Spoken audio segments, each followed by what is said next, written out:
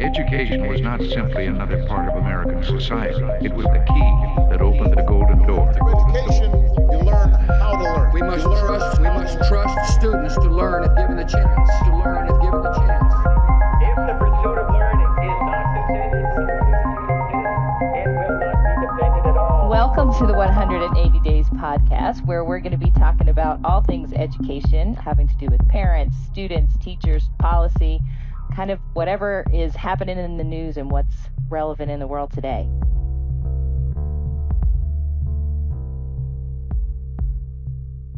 I am one of your hosts, Karen Greenhouse, and we have our other host, Tim Pope. Say hi, Tim. Howdy, howdy. We've had a little bit of a break for the holidays, but we are back, and we're excited because this is our first kind of special episode, and Tim's had the opportunity over the past summer to do some traveling, and some of it was to Kenya, working with teachers, so we're going to have a little episode about that. So, Tim, I'm going to let you give us a little bit of background about how that even all occurred.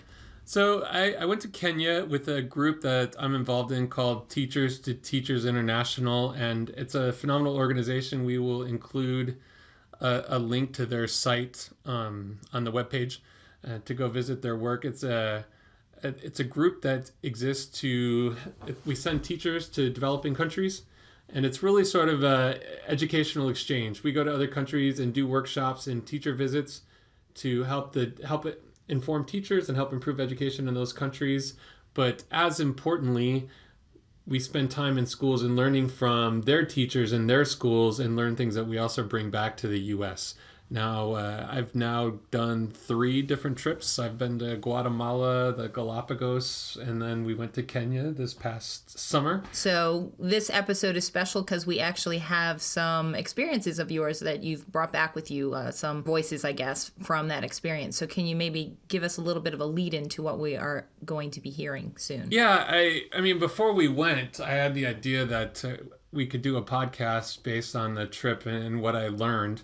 And we were there, and I had the good fortune, the group we were working with, part of their work is, besides working with teachers and supporting schools, is they support a group of women, mostly HIV positive women, in terms of trying to find a vocation, a job to help those women bring in money to support their families.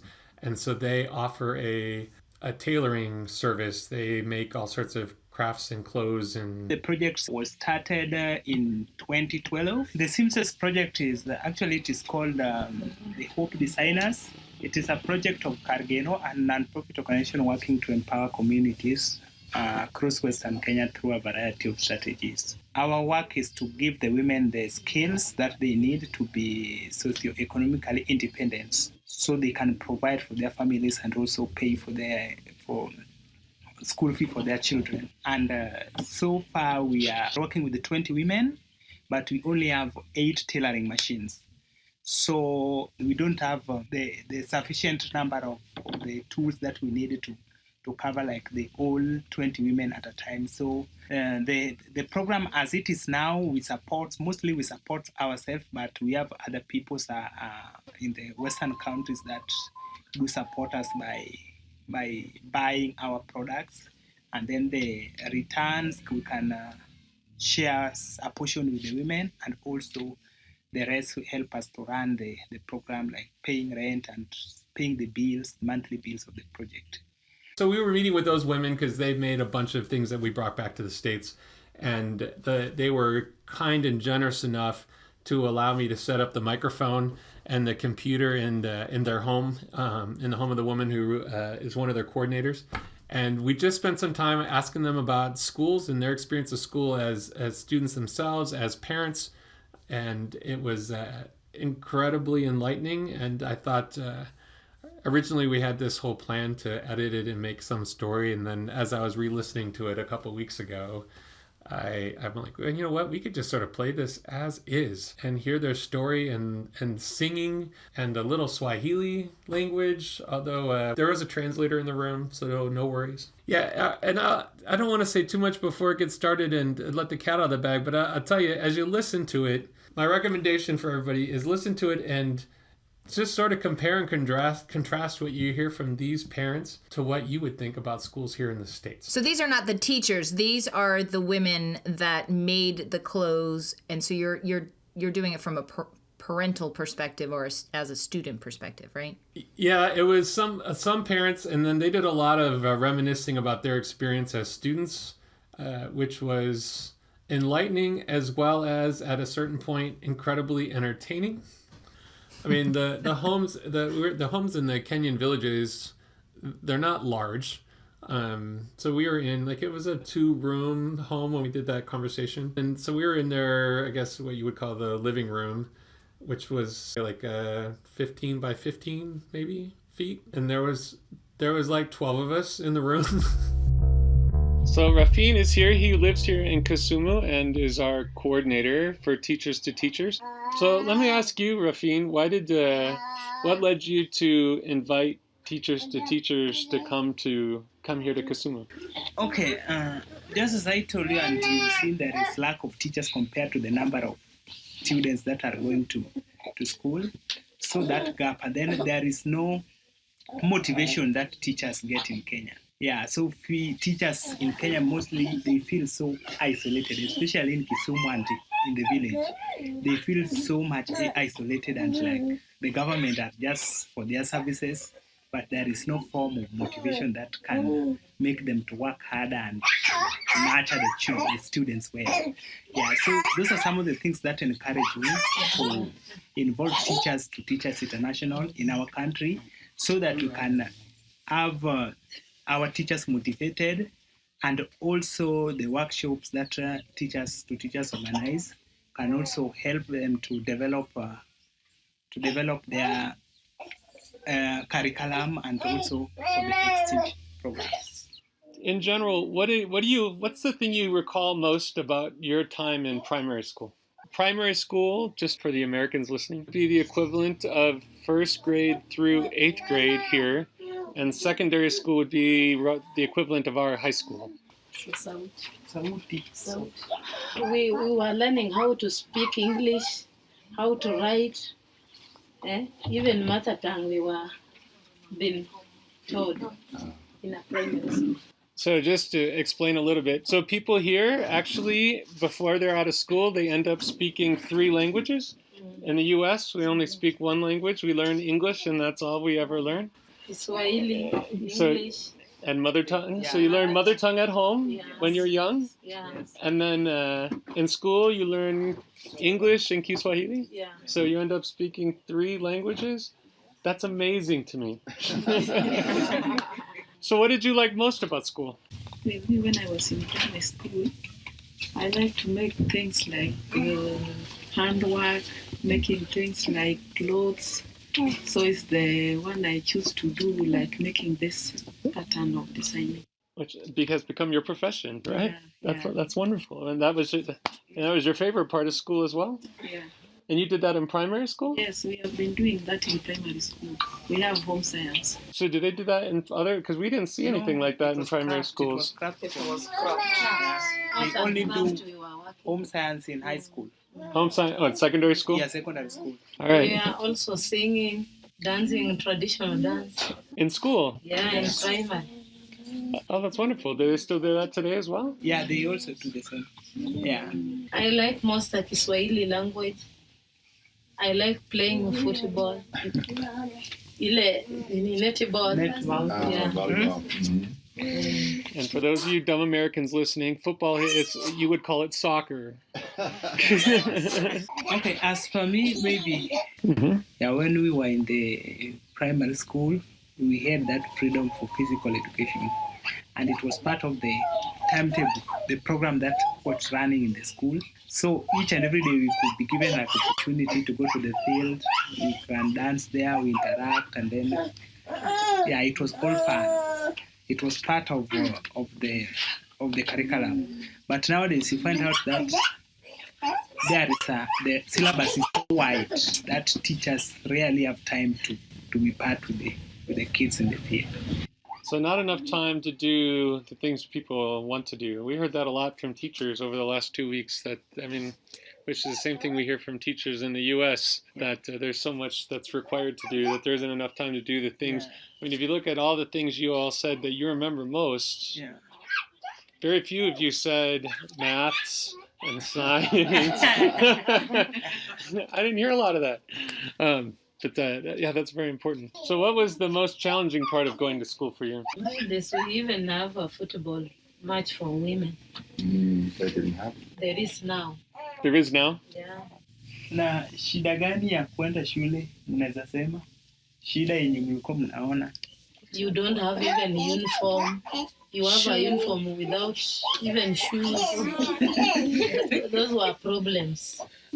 We like women, you don't have even panty to wear when Sanitary going to, or makes us to fear to go to school also. So yeah, we know. So all the schools, the children wear uniforms. Do you like that the children wear uniforms?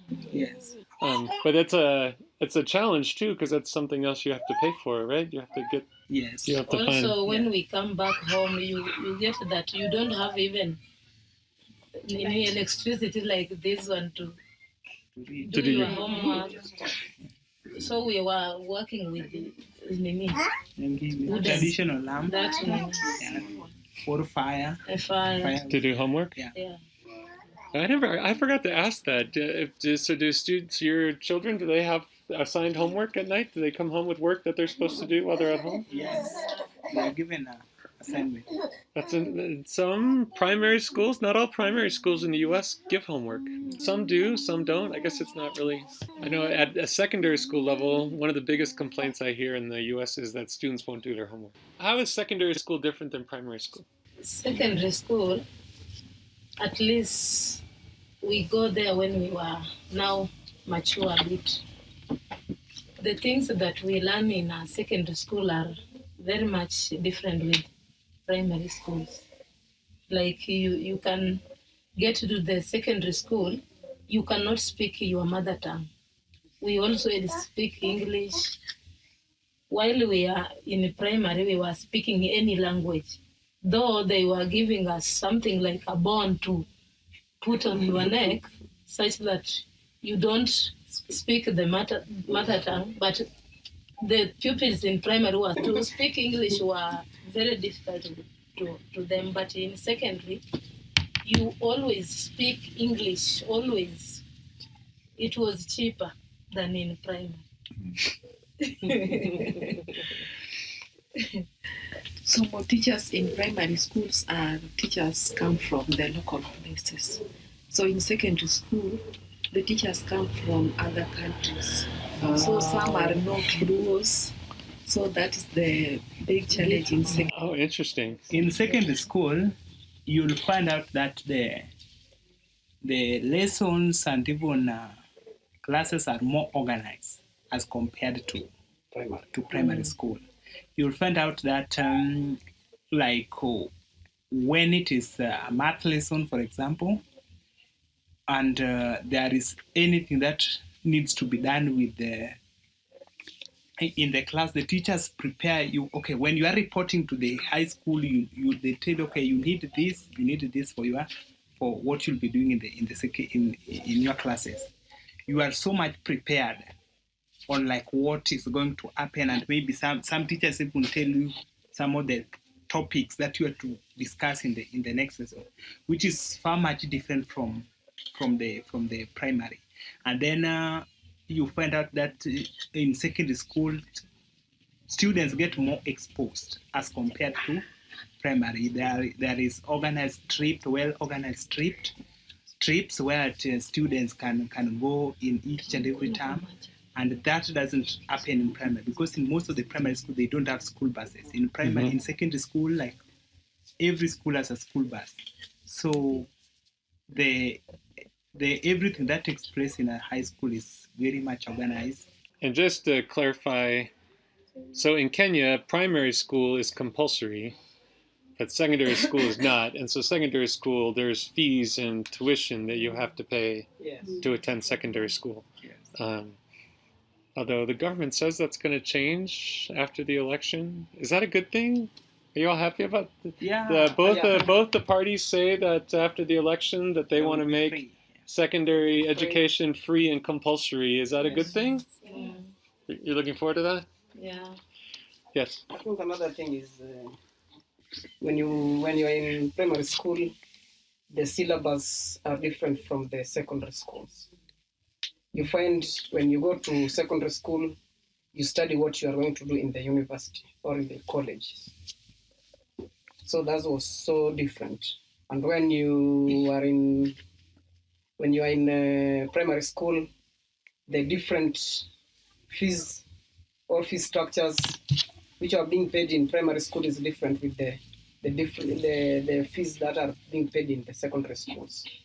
So you find in secondary school a bit expensive.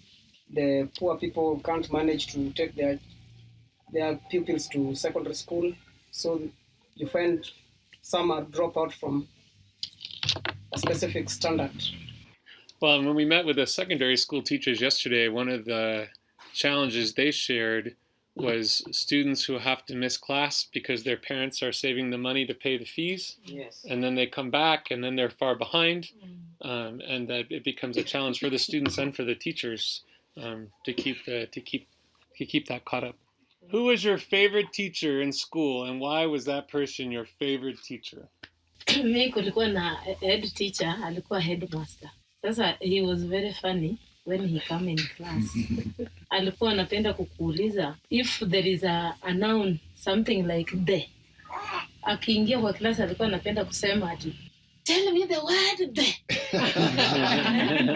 What is the spelling of the word the? That thing was making me to love that teacher because he was very funny, and when he comes to class he has a cane such that when you don't have to explain the thing that he's telling you, then you will have to be cane. Then another thing, when you have a smart bag like this one here, he used to tell Uni, go away with your cheapest bag. It's expensive, but he used to tell us and cheap. Clear out full horn.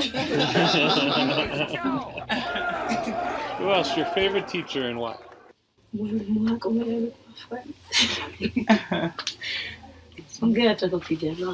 saying that there was a teacher, she was good in theater and drama. And there is this teacher who always then came to their class and on getting in the class, just point at her and say, okay, can you give us some sort of entertainment? And sometimes she was shy. And she couldn't stand in front of people, and the sister was like, to perform for us what you have before the lesson starts. So he really liked the teacher because the teacher also loved that she was talented. Yeah. Maybe sing some for we have an audience. I like ugali. When you want your pogre, jomoko ware, jomoko to ngwenye matindo tindo, jomoko to ware mana kachalo. When you want your pogo. She's talking about, she's citing a poem about ugali. Ugali is a bread that to me the phrase I used, you can tell me how off this is. I told my wife, think of sponge cake, but without any sugar. Sponge cake? Yeah. Without any sugar. And then you would use, often with the fish and things here that we would eat, you would use the ugali and use it to pinch some of the food and then eat. Yeah, so she's saying that how people normally take ugali is far much different. Some people take very big portion of it, yeah, and some people are just taking the small one, and some can even take like the whole plate of the ugali for theirs. Yeah. So those of you that are mothers, we have some adorable children. We're really going to have to post some pictures with this one. As mothers, what do you expect from the school? Nataka wasome. Wow. Yeah, okay. They want their children to learn so they can reach where they were unable to reach. So they want their children to be the best.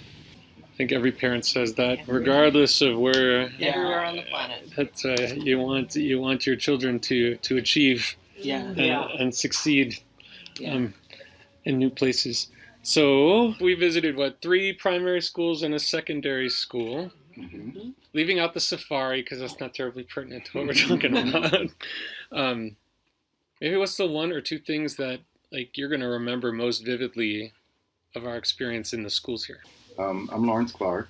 I'm at the University of Maryland. It's been a pleasure to engage with this trip. I guess one of the main things that I'll remember is the engagement of the students from the perspective of really wanting to learn. It felt like all students in classrooms really wanted to be there, and they valued the experience that they were having, and they valued our visit.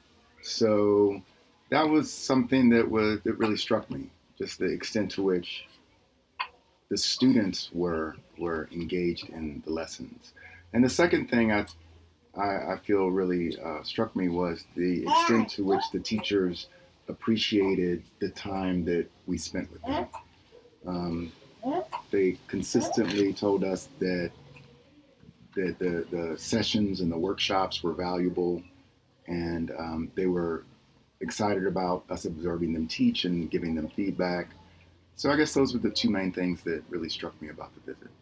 Well, my name is Sarah Delano Moore, and I'm a mathematics education consultant and author, and I would echo what Lawrence said in terms of the warm welcome and the real receptiveness to what we had to say. I think one of the things that impressed me most was classroom management. Class sizes are very large in the primary classrooms, as many as 75 or 80 children. And yet the teachers were able to keep them engaged, to have them interacting with the teacher, counting with their fingers, or some students coming to the front of the room to work with counters to do as they did math. Real connectedness and still focused on learning in spite of the challenge of classes of that size. So I'm Mary Mooney. I'm a math consultant at the Wisconsin Department of Public Instruction. I think I was most impressed with the 8th grade geometry lesson. 52 students in the classroom, and they all had a compass at their desks where they were sitting 5 to a desk. They all had a pencil, and they all constructed the 60-degree angle and the 30-degree angle and the 15-degree angle. And I think everyone in the class got it right. Mm-hmm. Just everyone having a compass. I don't think we see that in the United States. Somebody always forgets theirs or lost theirs. Yes, and if they didn't have one, they shared. Right. It was just very comfortable and supportive and friendly. Right. We all can do this together. Right. I feel like the evidence that they're really there to learn, and their pencils. Mm-hmm. Their pencils were about an inch. Well, I think getting to Sarah's point, the idea of classroom management, I feel like it's different here because it felt like it was student self-management. It didn't feel as though the teachers were really managing the classroom from a behavior perspective. Mm-hmm. It seemed like the students were self-managing their behavior. They were accustomed to behaving in a certain way when they are in the classroom, and therefore I didn't see very much overt or explicit classroom management from the teachers because there's an understanding that as a student you behave in a certain way. You're right. They had created good routines, so everybody knew what to expect and what to do and what was going to happen. But the routines worked because both teacher and student stuck with them. Yeah, that's a nice point. And I think the other thing that was funny was they had the routines, and then they could be funny too. Yes, they weren't always strict because they joked around too. So part of the value of Teachers to Teachers is not just us coming here to help schools here, but also our opportunity to learn from the countries we visit. And so I guess, like, what's one thing you've learned here that you're anxious to take back to our jobs back in the U.S.? I think one of the things I learned that was the most fun, I learned a lot, but a couple of the primary teachers taught me how to count in the mother tongue of this community, in the Luo. I hope I said that well. And the structure of the number names is different. And as a math teacher, that's really interesting, and my brain is spinning with possibilities for what we might do with that at home, because U.S. children struggle with place value, and there ought to be some nice connections we can make. One thing that I learned, in the United States, we are conditioned to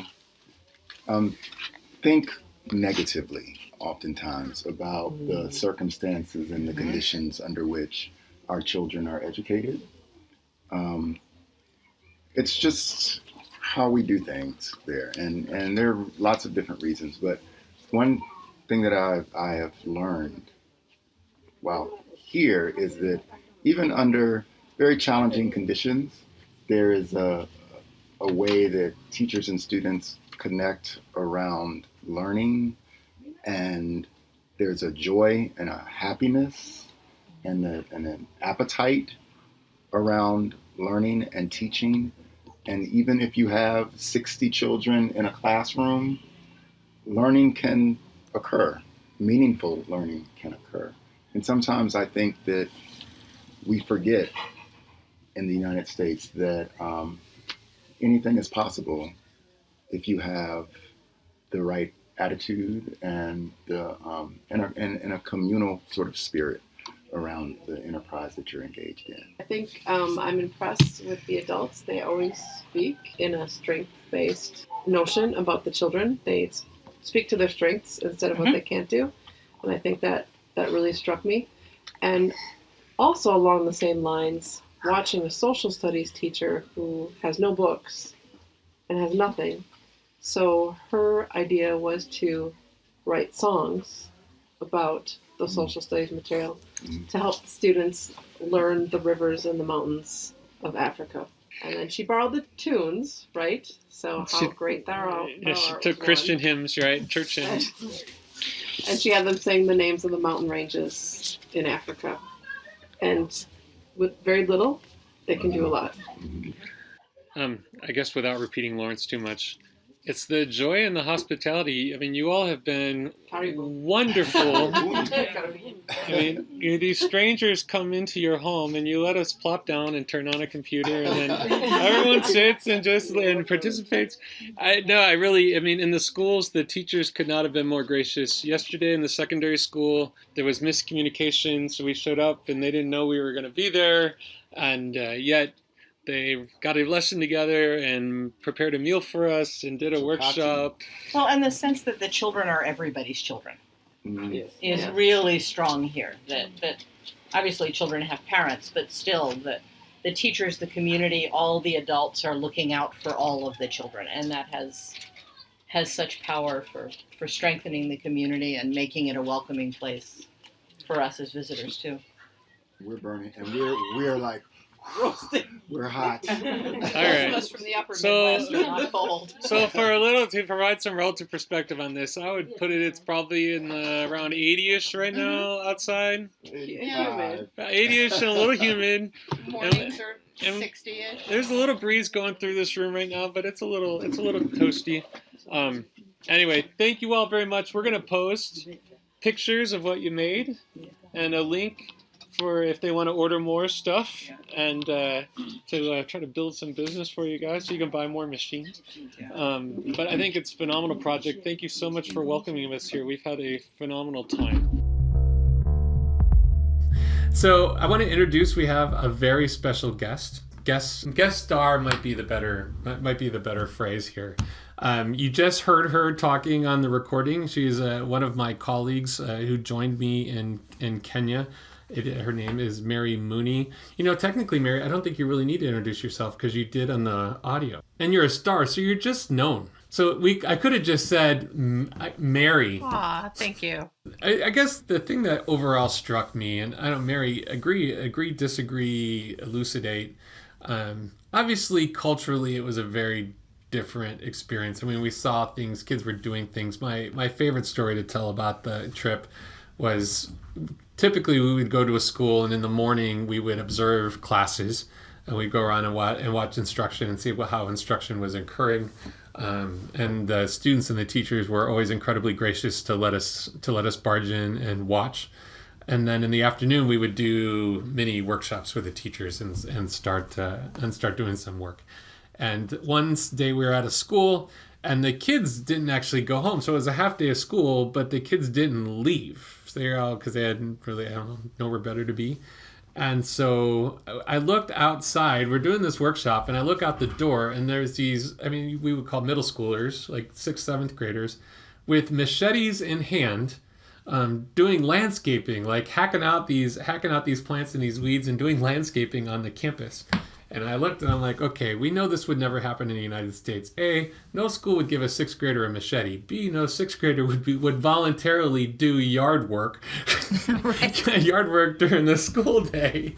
And 3, you would never do any of that without the adults watching over them like a hawk. But I mean, to them, that's what they were doing. They were taking care of business and playing around.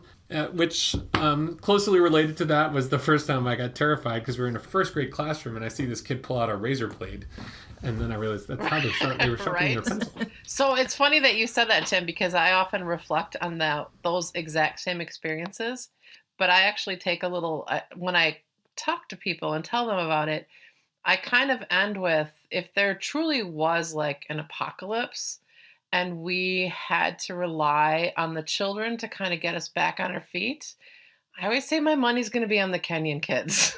True enough. Right? I think, like, because our field is mathematics, man, those kids have problem solving outside of the classroom like you just don't see in this country. And do you think that's because they are, like, the school is part of their community and they are responsible for helping, to maintain the school? Like, they have a responsibility that we don't necessarily instill in our own students. Right. I definitely think that that's part of it. Plus they have less, basically, so they have to do more with less. So those kids have to get their own water. A lot of things that our children here take for granted, they have to do every day. So a lot more perseverance. Perseverance becomes just a natural state of being. Yes. Which it's not here. Here we have to actually teach them how to persevere. Kind of sad. Right.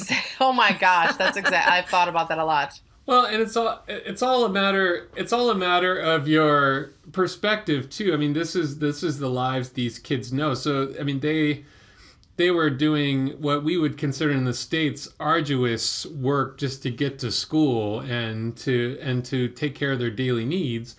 But there wasn't this sense of, oh, my life is horrible, because I mean, that's the cultural experience. That's the lives they know. I mean, my big overarching learning from that experience in Kenya, and to be honest, also a similar lesson I learned from my trips to the other countries, was that as much as the overall, like, you're in a classroom, it's obviously an impoverished school. I mean, the classrooms were packed. You're talking 50, 60 kids at the lower grades in the classroom. The kids wear uniforms, but if you look up close, the uniforms were often tattered.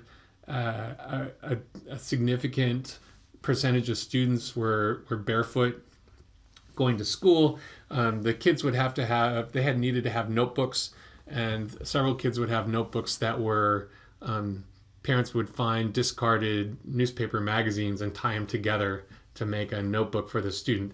So you have that visual sense of poverty, like, wow, this is really tough. This is really an incredible challenge. And it is.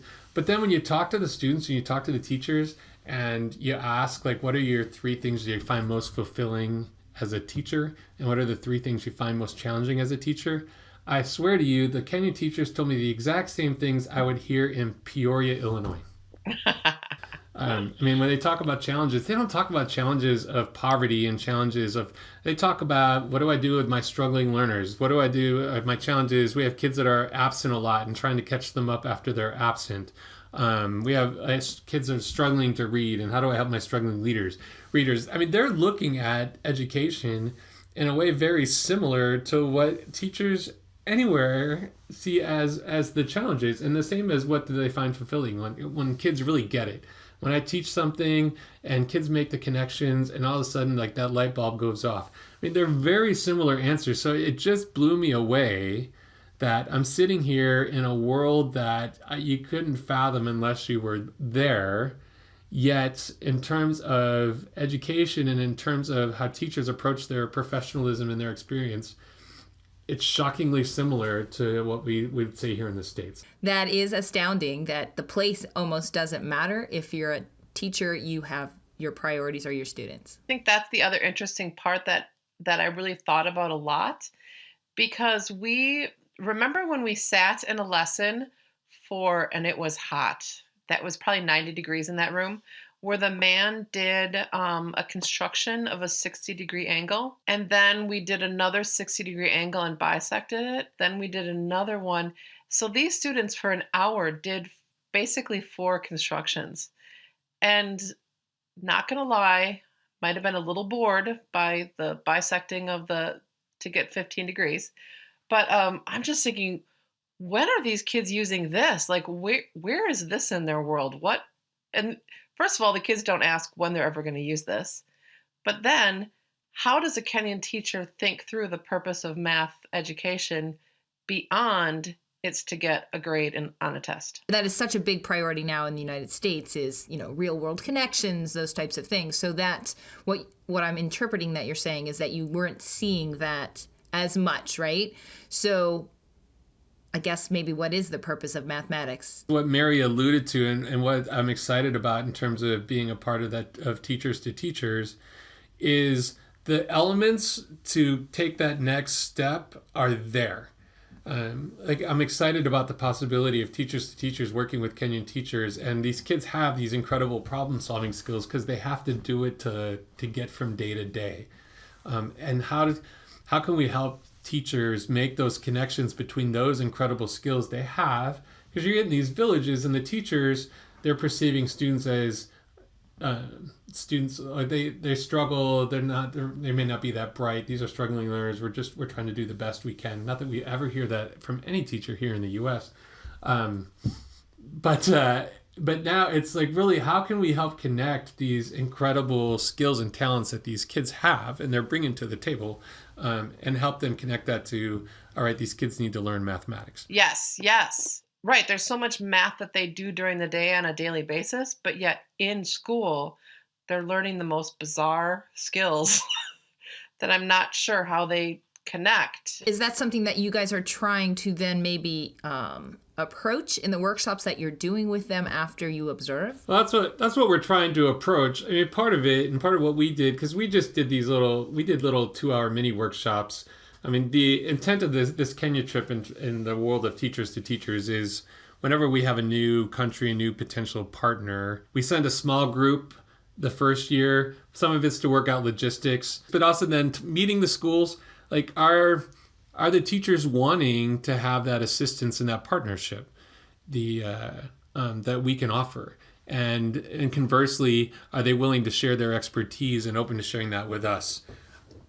So that's the goal. The first trip, so we don't make a lot of headway in the first trip. The first trip is really about identifying and establishing what would be the best relationship to both serve the Kenyan teachers and the Kenyan schools and students, as well as serving the American teachers that are going to be part of that work. So how do you even get involved in that? Like, that sounds exciting, and wow, I would love to do it. How do you get involved? Is it, is somebody paying for you to go over there? Are you paying yourself? And who are the teachers that go? It depends is the answer to all of that. That's your favorite answer for most things. Yeah, it's so if you go to the website, there's all sorts of information. There's different parts of the program. One of it, part of it is workshops, teacher workshops, and those are usually folks who have done our professional development providers have done that in the States and then provide those workshops in other countries. But then we also have teacher exchange programs where any teacher, even we've had student teachers who go. Teachers go and you have a one-to-one relationship. You work with a teacher at a school in one of these countries, And you really spend a week, it's truly an exchange program. You spend a week in that classroom where you do, there's a lot of sharing, and then toward the end of the week you do some co-teaching and work together. It's a phenomenal experience. So really it's open to anyone regardless of how much teaching you've done and what your experience is. There's something to be gained and an opportunity for you through Teachers to Teachers. In terms of the cost, I mean, typically it's really you're just covering your cost to go to the country. Different countries have different price tags. We partner with organizations in those countries that help us with those costs so that we can mitigate and make it as affordable as possible. Obviously, a plane ticket to Kenya is a plane ticket to Kenya. But the in-country costs are only going to be about $40 a day for room and board. Okay, so this was your first time to Kenya. You guys got some insight, and obviously there's another one planned this summer. How many, is this a continuing effort? So every summer from now on we're going to Kenya, or? So you spend a week in the school, and for the teacher visit program, you're spending a week. Like I said, it's a one-to-one experience. You go for a week, and then we also encourage using the joys of the internet, and smartphones, believe it or not, are incredibly pervasive in Kenya because they get Chinese phones that are dirt cheap, and Kenya doesn't do horrible data plans like we have here in the US. So, I mean, almost everybody we met and talked to had smartphones. So the ability to stay connected to teachers even beyond that week is really easy. So the idea is that it becomes a long-term relationship. Now, historically, in other countries, we get a group of teachers that end up wanting to go back every year. They sort of fall in love with the school and fall in love with an experience, and then go back repeatedly, and to build that relationship and maintain that relationship. It sounds like such an amazing. I think I'm gonna have to do it one time as well. But just the experience, just experiencing another culture and finding the similarities like you did, but also the differences and how they're working around them. I think everyone, if they can, should be exposed to something like that. I agree. If you can be a part of it, you will be a better educator when you get back than when you went. So Mary, I want to ask you, how are you using what you learned in your experience over there? Are you incorporating any of what you learned into, because I know, what do you do right now? You work with teachers. I haven't talked to you in so long, I don't even know what you do. What do you do right now, Mary? That's a really hard question. Just ask me about Kenya. No. So I work for the state. I work for the Department of Public Instruction in Wisconsin. So it's a lot of different things. A lot of work with policy, work with districts, work with a lot of the stakeholders in a lot of different ways. So it doesn't really impact my work in a really simple way to explain. But the way that it impacts my work is that I do actually think about what is the purpose of math education. And it's actually much more clear to me when I think of a country like Kenya, because it is developing. So you've got these students, and we were in fairly remote areas where these students may not be leaving their city like we do in this country. Our kids will go to school, they leave, they come back, but they actually have the whole countries open to them. I don't think that's so much the case in Kenya, which is fine, but they have to figure out how to develop their world, their community, at a smaller level. So that being said, they really have to think about what is the purpose of math and how is it going to be used to help these kids, grow their community and navigate life, because they also don't have as many options as we do either. So it's kind of interesting to think about how education really needs to kind of be responsive to the culture or climate of any given place. It'd be nice if we had this ideal world, but there's also the reality of, hey, we're a growing country, we need people to do this, or we need people to do that. We have such a luxury in this country where we still can do whatever we want to do. We can, hey, I want to go into anthropology, we can think of a lot of different things. I don't think Kenya has as many options for their students as far as where they can go and how they can get jobs. And I think all that impacts math. So it's kind of a weird answer, but that's kind of my biggest takeaway. No, I think it makes complete sense.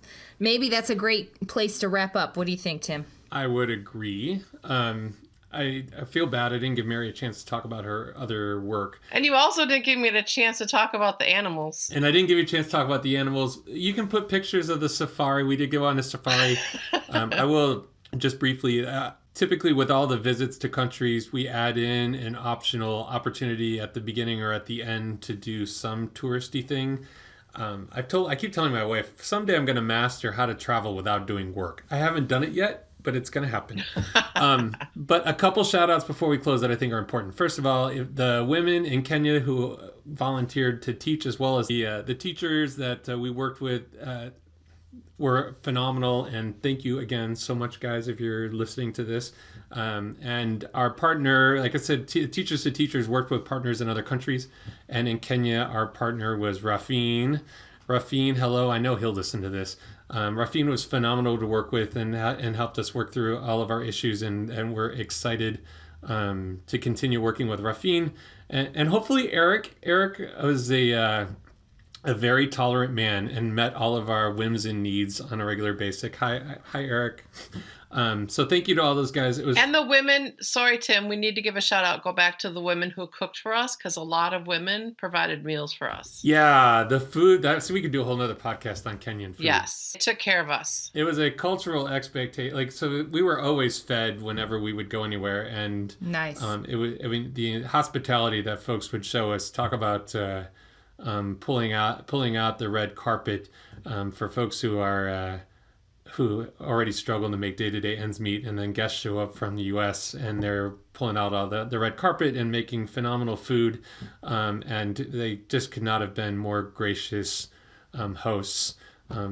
As well as shout out to Barack Obama's grandmother. We got to meet her while we were out there. That was also really awesome. That's super interesting. Yeah, she lives right by one of the schools we visited. Yeah, and we have to shout out to David, our driver, that drove us back and forth all over too. Yet another very tolerant, hospitable, gracious man. Go David. So thank you so much, Mary, for sharing your experience with us. And what I'm hoping is that you will send some pictures, including your safari pictures. And I will post both a link to Teacher2Teacher and some of the pictures of their work with the teachers and the students and animals. Thank you. So we're back on our regular schedule, right, Madam Greenhouse? We are hopefully back on our regular schedule. Every other week, we're going to have a new podcast. Welcome to the new year.